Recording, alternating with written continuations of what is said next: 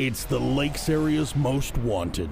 We are cleaning up the criminals in our area and need your help. Have you seen any of these people? Sean Joseph Sims, age 24. He's 5 feet 11 inches tall, 148 pounds with brown eyes. He's wanted for felony theft by issue of worthless check. Scott Wayne Peterson, age 44. He's 5 feet 11 inches tall, 182 pounds with blue eyes and brown hair.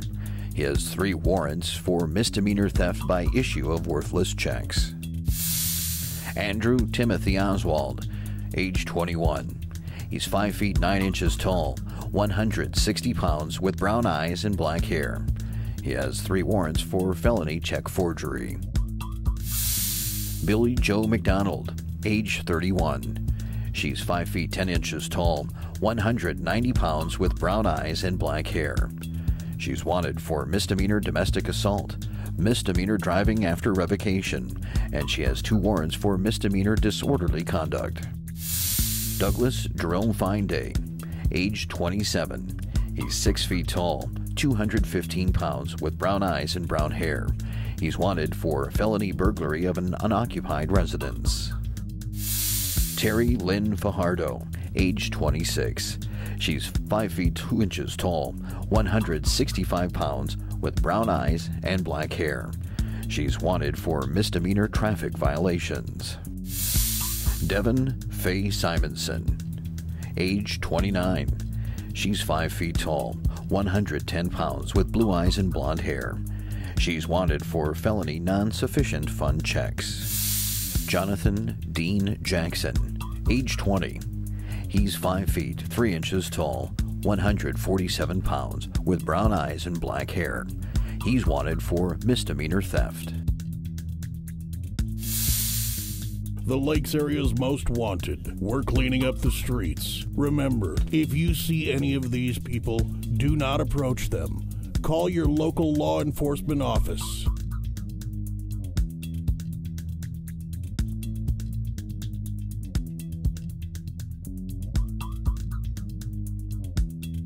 And now, a word from our area law enforcement. Hello, I'm Sheriff Tim Gordon from Becker County. I would like to explain a little bit about the Sheriff's Department and all the demands that are placed upon us as we get into the summer season especially, and through the fall with the tourists that come for the different reasons, everything from hunting and fishing to birding to lake homeowners, and just the increase of people coming back from their winter vacations. The first thing that people think of when they see the Sheriff's Office, or they think of the Sheriff's Office, is the white patrol cars with their gold star on the side. That is the patrol division, and that is probably just one small part of what we actually entail. The patrol division is responsible for traffic citations, responding to traffic accidents, responding to domestics, those type of situations. However, we do a vast amount of other duties within the confines of the Sheriff's Office. We have a civil process division, which is responsible for what's called summons and complaints, your mortgage foreclosures, divorce papers, anything that's of a civil nature that does not cross over to criminal. We have an officer that's assigned to deliver those papers and hand them to them, subpoenas, etc. Another one is our investigations division.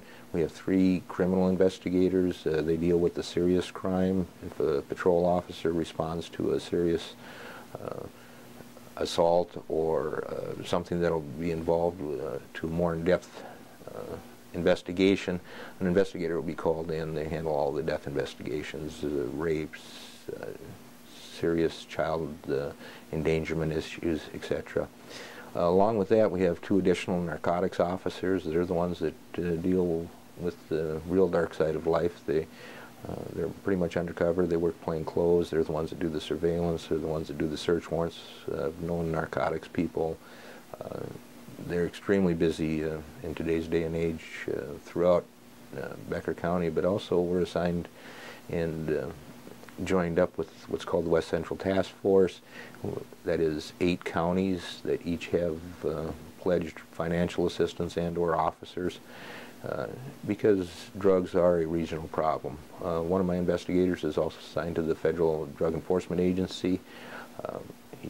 works with them closely, so when we have interstate situations, which a lot of narcotics coming from outside the area, pass through North Dakota, South Dakota, etc., all the way from California, even in Mexico, we have an officer that has that type of intelligence. Next is our boat and water. That speaks for itself, but Luke Sweary, our boat and water officer, he not only manages the 400 and some lakes in Becker County and the enforcement, but also we do an education program throughout the year. We teach young people how to operate boats safely, etc. With that, all boating accidents are treated the same as you would with a highway accident. There is mandatory reporting for boat injuries. He's assisted in the summer with a position that's funded through the federal government in the state of Minnesota, and we bring on a second additional officer for 3 months just to help with that workload. A lot of education goes with that division. As far as young people, people that are out there boating, maybe overloaded, etc. Finally, as far as the sheriff's office, we have the dispatch center. They handle over 11,000 emergency calls per year. It's been between 11,000 and 12,000 for the last 3 years consistently. They're the people that more than likely, if you call after business hours, are the first ones you talk to, or if you call 911, they will be the ones that you'll be contacting. They're the ones that ask the questions where you're at and who you are, and it's very imperative that you give them as much detail as possible.